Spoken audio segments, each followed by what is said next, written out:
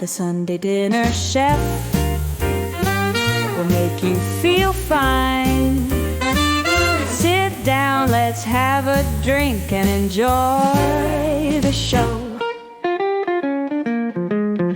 Hello everybody, how you doing? Happy Friday. I am Tom, the Sunday dinner chef, and my wife Marie from Meg's Mysteries. We're going to do a little chat and chew here. Just going to talk about what goes on in our life. The funny thing I was talking about the other day was at the restaurant. Yeah. How busy, how crazy was that? Oh my God. Unbelievable. Well, we got today here is we got some sausage, peppers, and onions, and what we do is going to have them on a flatbread. So we're just going to, Marie, you take that one there. Okay.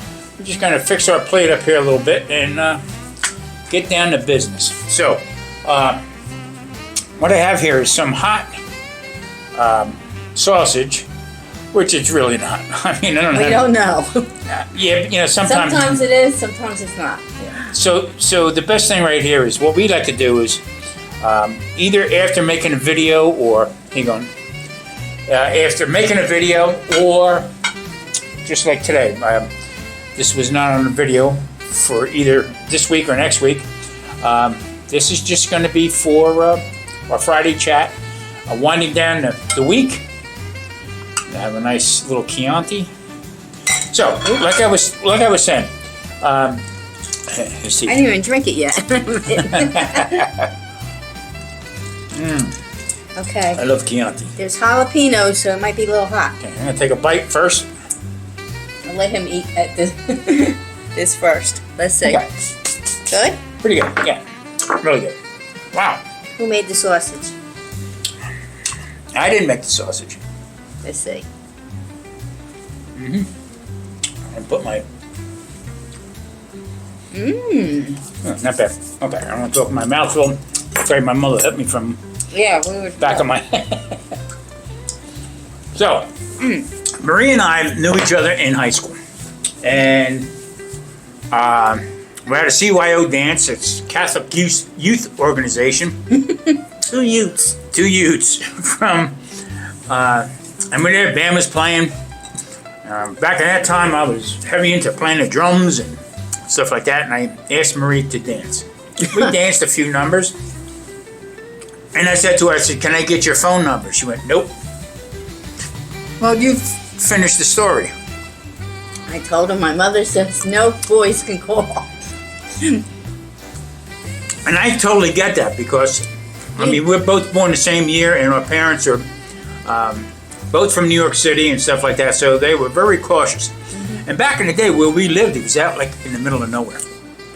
Anyway, I respected that because I knew my mom would answer the phone and somebody would ask for me, "He's not home." Click and hang the phone up. I mean, it's just completely crazy. In those days, they had control of the phone. Oh yeah, I mean the short cord on there. My father did get one of them big 6 foot, 8 foot cords, whatever they were. Yeah. Put it on there. And I used to go into the dining room down by the table, and so I could talk, so nobody could hear me talking. Crazy, just completely crazy. Anyway, she went her way, I went my way, and things didn't work out, I guess, for either one of us. But we're working.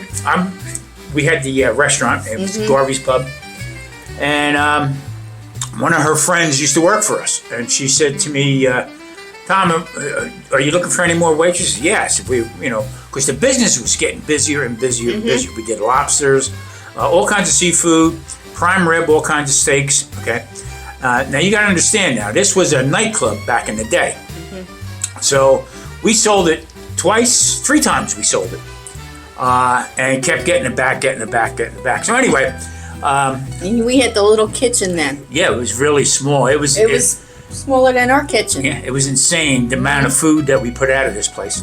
It looked like me and my brother. It was just like it was orchestrated, okay, how we would do things. Anyway, long story short, in comes Marie, and I said, "Oh man, hello Marie, how you doing?" And she was kind of shy about it. We didn't talk. Yeah, I guess more or less like, I don't know, she got burned with her first marriage and stuff like that. Anyway, that's nobody's business but ours. But what happened was she started working, and I tell you what, Spitfire. But the the first night on the job, my sister-in-law gave her a table of 8. Okay. Yep. Out of the walk-in box she came, because she used to make the salads in the walk-in box, keep everything cold. Out she comes with this big tray and tripped.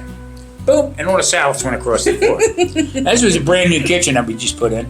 Yeah. My brother looked at me and he went, "Who's that?" And I said, "Looks like it's going to be my next wife." I fell a lot in there. I was a waitress for, what do you call it, the cocktail waitress? Mm-hmm. And I had a whole tray of drinks, and I fell on the floor. I slid on the dance floor, and I didn't drop the drink. Yeah, you got good at it. You got good at tripping. I got good at tripping. Unbelievable. Oh, that place was huge. So, the whole premise of what we're talking about here is that everything we did together. I did some catering work. Oh, that's another one. So, you got to hear this one. So what I did was, I had this from my accountant, actually, was he, every year, 4th of July, he would have a picnic at his house, and it grew. The first time I did it was only like 30 people. The last one I did for him that time was about 120 people. Yep. They had the swimming pool, the whole bit. So what I would do is, earlier on, okay, I had a big grill, okay, a big gas grill. I think it was like 7 foot, 8 foot. Anyway, I would set this thing up, and I'd do hot dogs and hamburgers first. Okay, we would get them made, and what I would do is I would put them in a chafing dish, and they would come up and just actually serve themselves. So as that was going on, I started cooking the main course. Usually I had a couple things, chicken and artichokes. Chicken and artichokes. Also, I had some chicken Hawaiian with pineapple, and then I did a couple beef dishes, and we put it off that way. Now this was soup to nuts, almost like I would have chicken soup, and then we would go right down the line. Now, as far as dessert was concerned, I would do fruit. Okay, just like a fruit cup, whatever. So what I did was I bought stuff that was already made in the jar. Okay. And then I bought some pretty expensive other fruits, okay, that were actually in a bag that was frozen. I just defrosted it and put it into the bowl, let it sit out. It was great. It was really good stuff. So I tell Marie, let's start putting the fruit bowl together, so we can get them nice and cold, and they can come up and scoop out whatever they want. Marie says, "Okay." Out she comes, okay, with the big bowl of all the good fruit. All the good fruit. She trips. I tripped on a root because we were under the trees. Don't yell. She's trying to justify it, but there goes all I caught it though, but all the good one went. All the other one went out like that. I mean, it was just like, so thank God you're not tripping now. I probably would if I had to walk around. I don't know. But there again, that one came from left field. That Calamity Jane has nothing on me. but the funny part about it was, we work well together to this day. Doing my videos and stuff like that. You'll see me with the Sunday Dinner Chef. A lot of different stuff. You see me off camera. I won't be on camera, and she'll be handing me stuff. Okay. Or getting the next part of the meal ready for me to hand off. So, I mean, it's the older we get now, we start finishing our own sentences. You know what I mean? Or think the same thing. What about this? Or how about that? So, growing old together is a pretty good thing. Especially, what are we going to eat when we go to the store? She goes gets her stuff, I get my stuff, what we're trying to put together. And then she asks me about what do you got planned for this week, or if you got a collaboration and stuff that's coming up. I just finished one yesterday for a new collaboration for a hashtag Indonesian food. Okay, now I never cooked anything from Indonesia or anything like that. I really didn't know about that. So usually what happens with the chef and this type of cooking I did it's a set menu. Right. The menu's always the same unless I get a purveyor comes in, gives me a really good deal on a certain kind of fish or different new stuff that's coming out. Mm-hmm. So that's usually when we'll go away with a special. But in our case, where we were, we would go through lobster. We had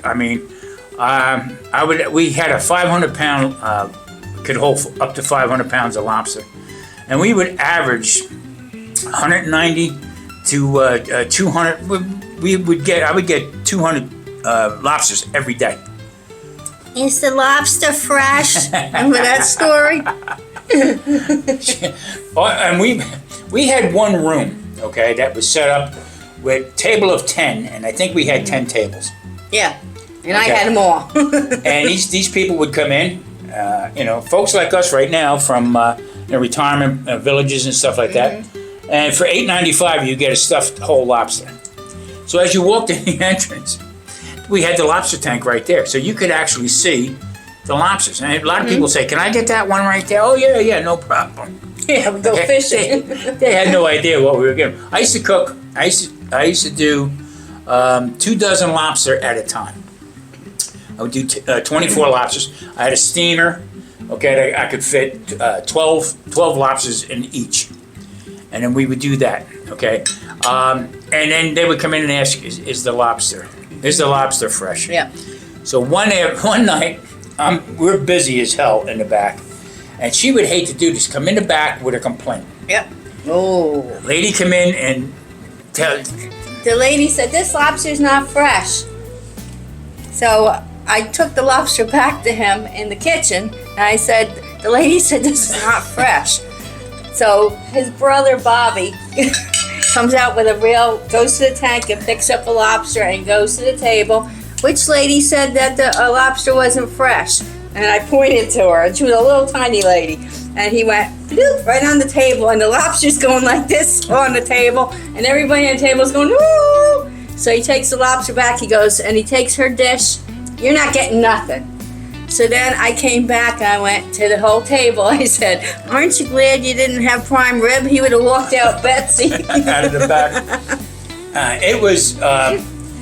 It was crazy. It was, but I guess we're in the 30s. I guess late 20s, early 30s. I think I was 34. And it was.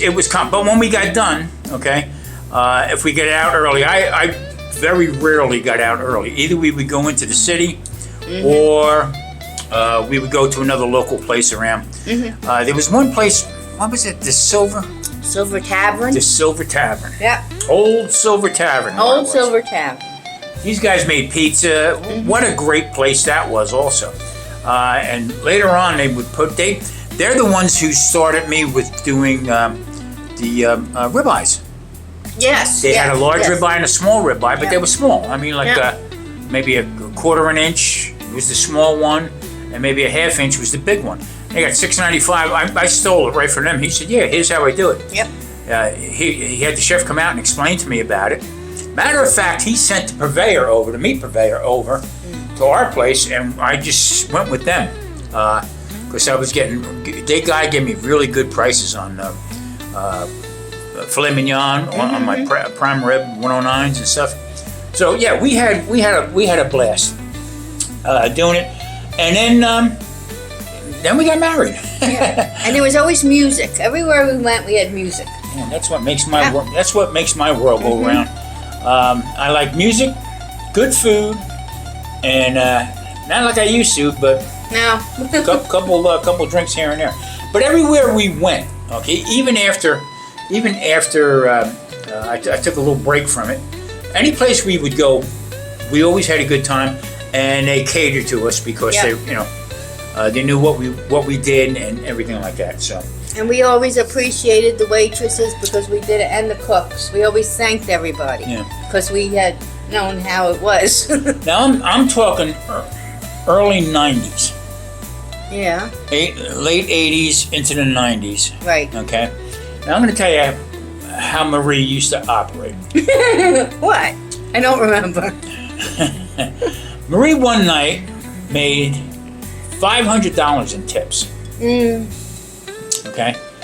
That was a busy night. Okay, nothing fell short. It wasn't the typical seafood restaurant or anything like that. We had our menu items that we had, and did a lot of appetizers.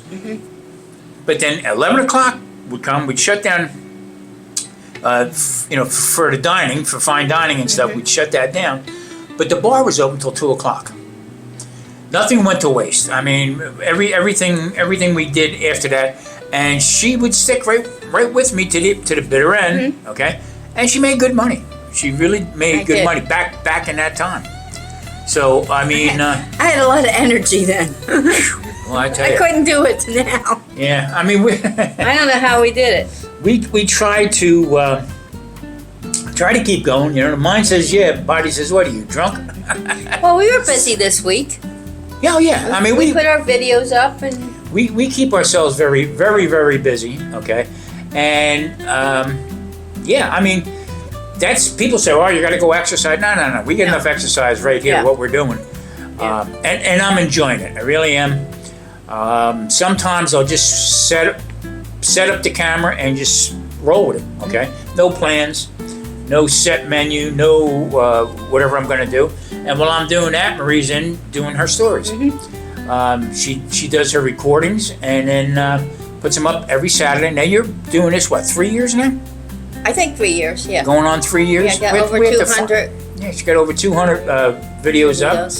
I'm trying to get her to do some audiobooks with it.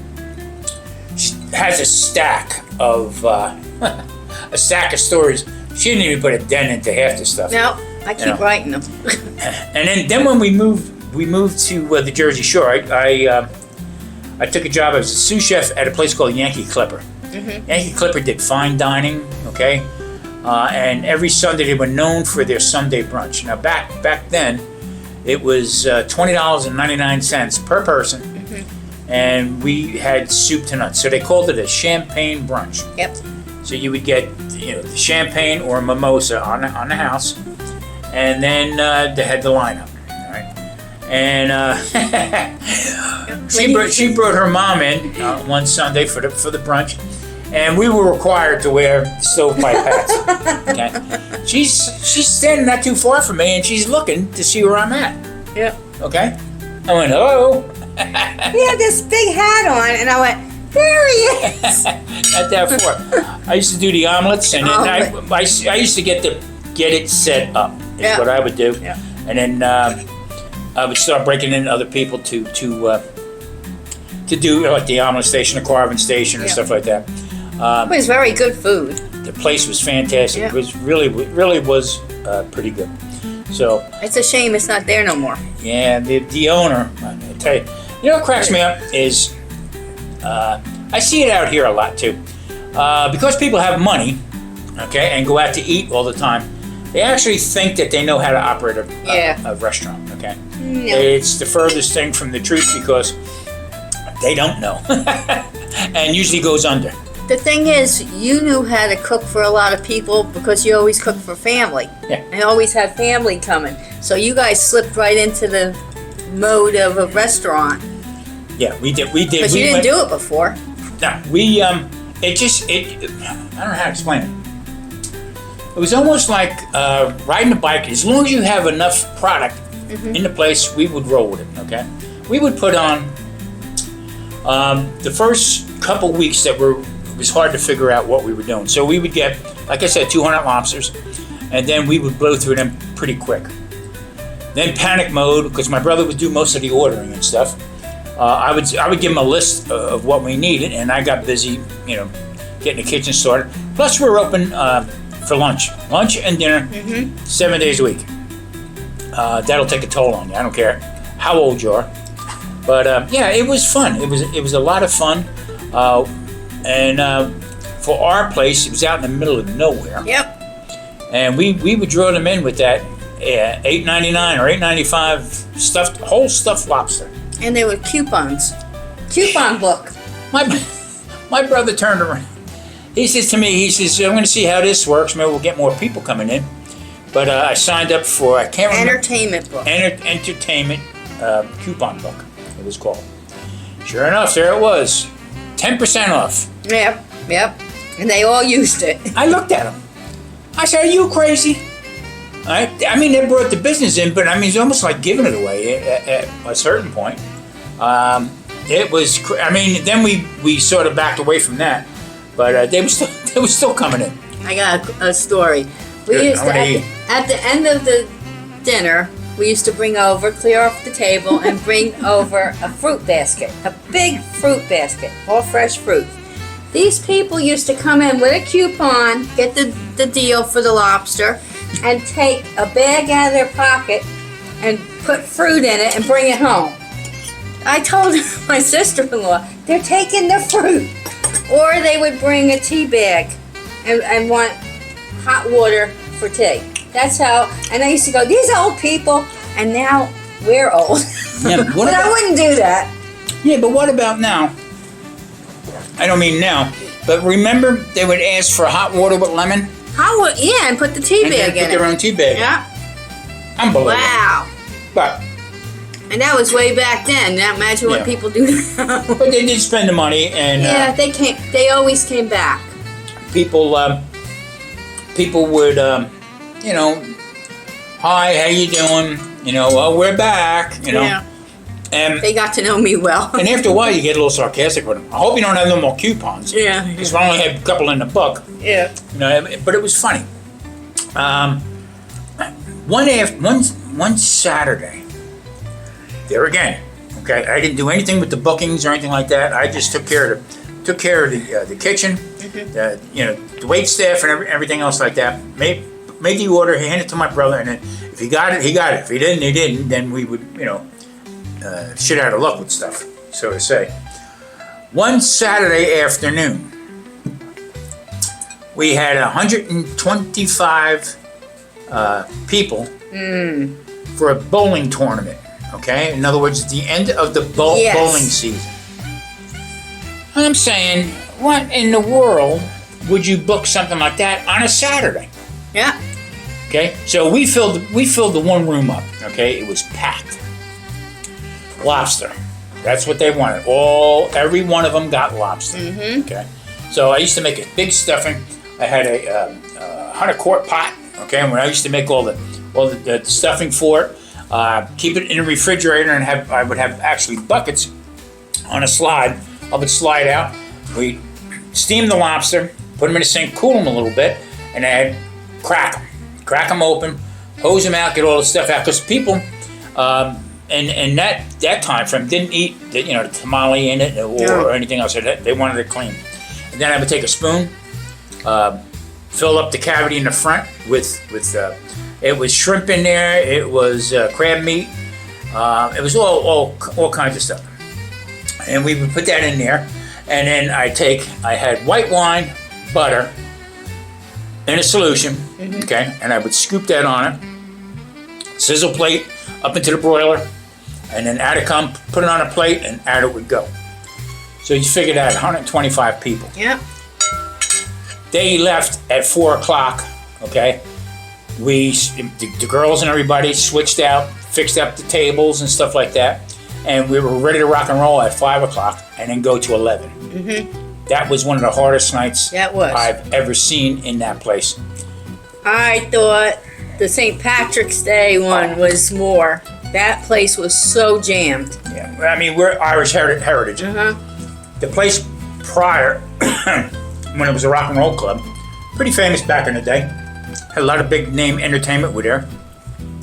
But back in the day, we had three stages, 4 bars that we put into this place. That's how big it was. And we'd have one band start at one side and one in another room, because you had to get through a closed door so you wouldn't hear either band. And then the main stage was for the headliner. So we was on and off, 50 on and 40 off or something, or 30 off or something. I forget what it was. So now this place was huge. So way back when, because we're Irish, okay, we would have St. Patrick's Day. The green beer, the whole bit. The last time I worked St. Patrick's Day there, we went through 2,800 pounds of corned beef. And other food. Yeah, and some other stuff like that. But I'm telling you, it was completely nuts. So I like when I see people saying, well, you know, especially on YouTube. Well, tonight we did 120 covers, and small. You ain't seen nothing. We do 350 to 400, just about every weekend. We actually had a band. We had the, what do you call the bagpipe guy? And they walked around. He walked around with the bagpipe, and then we had the chieftains. Yeah. The band, I don't know. Chieftains come in. The Yeah. Irish band. Yep. Everybody was singing and drinking and eating. It was packed. It was packed. Really, really, really packed. And I tell you what, I'm glad I did it because it was a good education for me. When we go out to eat, I was doing it for a while on videos where we would go to a place and I love these people that turn around and say, well, I don't really care for this right here. They should have cooked it a little bit more, this and that. I would tell them flat out, what would I tell them? Get out! Get out or go cook it yourself or something. Yeah. Oh. Yeah, but it was. You were a little not so calm in the kitchen. I used to come in like, oh, do I tell them? Especially if something came back or whatever. Yeah. So we had a couple guys working the line. I didn't forget one week. I think it was like on a Monday. A friend of mine's son comes in and he's got the white coat, checker pants, and he's in culinary school. Oh. Now, culinary school only goes for 2 years, okay? And from what I understand now, I mean, they show you a couple things how to make like a demi-glaze or how to roast bones and make a jus and stuff like that. And then it's more towards the business end of it, okay? Which nobody can predict how the business is. They tell you need to be, your food costs, around 20, 26, 25%, this and that. That's impossible to figure out.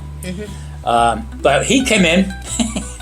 My dad, you talked to my dad, and he said for me that you wanted me to come down and talk to you about coming to work here while he was on. I said, yeah. I said, when can you start? He said, I can start now. I said, all right, here's what you do. Take that coat off, okay? Yeah. There's an apron over there. Yeah. Get on that dishwasher. Yeah. Start from the bottom, go up. And then he looked at me like, well, what are you talking about? I said, first of all, John, you don't have any line experience. You don't have any kind of experience. And I'm not going to take a chance with my business by putting a greenhorn in there. Once you see how this thing operates, you see what you put out and see what comes back as far as dishes and the plates cleaned, what they ate and everything like that. I said, that's how you start. I conned him into he washed dishes for a week and then quit. Because we had a hard business. It was busy. That busy all the time. So. Do you remember when we got the dishwasher? Oh yeah, it was like looking at a new car. I loved it. I called it the Cadillac of dishwashers. It was huge. See, what I did was, I noticed. I'm not going to go too much longer because I'm going to keep this not too long. I looked at things to where we were unconventional to start with because we didn't know whether it was going to take off or not. So we had a real small kitchen. We had a 6-burner stove, salamander on top, and an oven underneath. That's it. And a regular sink. Yeah, and just a regular kitchen sink and everything like that to wash everything. So once we got the new kitchen come in, and back then the new kitchen was $125,000. Wow. It was all garland equipment. I mean, soup to nuts, how this guy laid it out.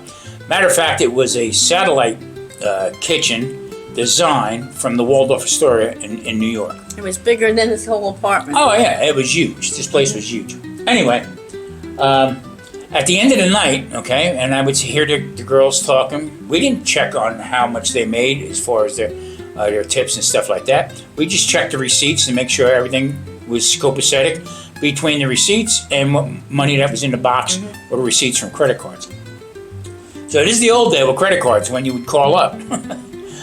Or you would swipe. I think the new swiping just came in, and a lot of times it was glitches with it. So we had to really check. But what I would do is before the girls would leave, okay, with a sack full of cash, come here, clean up in here, help us clean up in the kitchen. I vacuumed all the time. There was a bunch of them that had a whoa. That's not right. You can't do that. You want to work here? How much did you make tonight? Well, $300 some. I says, I didn't make $300 myself tonight. Right. Okay? No. I said, no. Gonna give us a hand. But then after a while, it caught on, and We just did. And they just would come in and do it and stuff like that.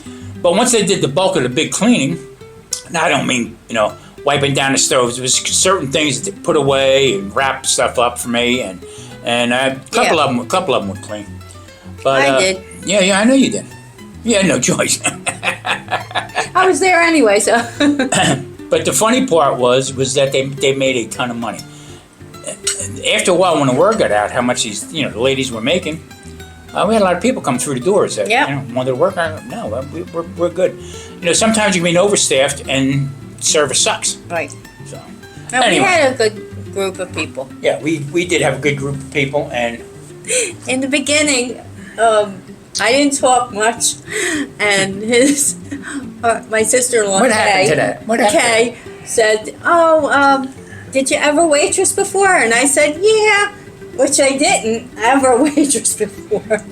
I just did my house. And so I got the hang of it. And after a while, I had to teach everybody. So I said, you should follow me around for a little bit, and then you're on your own. So I had to teach all the girls. And I was kind of tough with them. yeah. Yeah, I said, if I can do it, you can do it.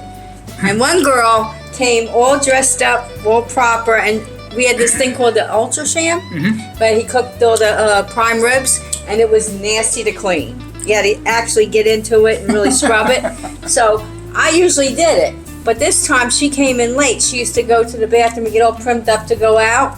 So she used to come in at the end of the night. Oh, is there something for me to do? So I left the Ultra Sham for her to do, and she had to get in and get all stinky. Remember? Yeah, you want to go out now? Now you can go Bunch of out. dogs will follow you because you smell like a prime rib. Unbelievable. We had fun. Yep, that's our story, and we're sticking to it. Yep. I mean, listen, let me know, in the comments there. Leave a comment, hit a like, subscribe. If you want us to continue this, we had good success last week with it. Yeah. I mean, good success. We had a lot of people that liked it, whatever. But we just want to finish out our lives and go back in time and talk about Memories. memories that we had and just compare. And I'm not get off my lawn type of thing, but I look at quite a few videos. As a matter of fact, that's all I do is watch YouTube. And you get new ideas. I don't know everything. Okay, I like to watch different, especially the younger cooks coming up, and doing their thing and stuff like that. But the prices that some people get, I'm saying, I don't know if I would want to do that. Yeah. Anyway. All right, everybody, listen, thank you for watching. I'm Tom, the Sunday Dinner Chef. This is Marie from Meg's Mysteries. Give Marie a like and look at her stuff. She needs watch hours. So if you wouldn't mind going over and check her out, Meg's Mysteries. And listen, if I get enough good response from this, we'll see you next Friday. Okay. Bye, everybody. Enjoy.